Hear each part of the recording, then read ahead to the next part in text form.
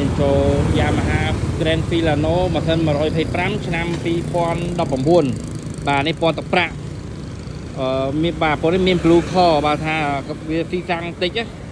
បាទហើយទឹកឆ្នាំម៉ាស៊ីននេះនៅអែមម៉ូតូនេះបាទព្រោះវាស្បែកកែបវារៀង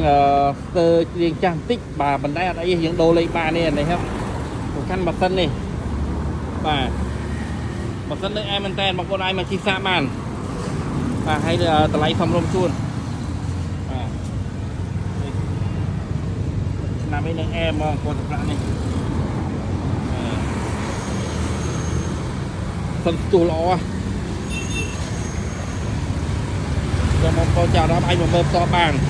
ទៅ KMX 3.1 ណាបាទលើបាទ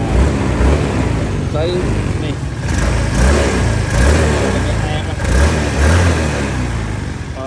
តែស្បែកកែបវាចាស់តិចទេបាទតែហ្នឹងអត់បញ្ហាទេនេះយើងដូរបានហ្នឹងអានេះបាទសំខាន់ម៉ាស៊ីនឡងអែមបាទទៅជួបគ្នាវីដេអូក្រោយទៀតបាទ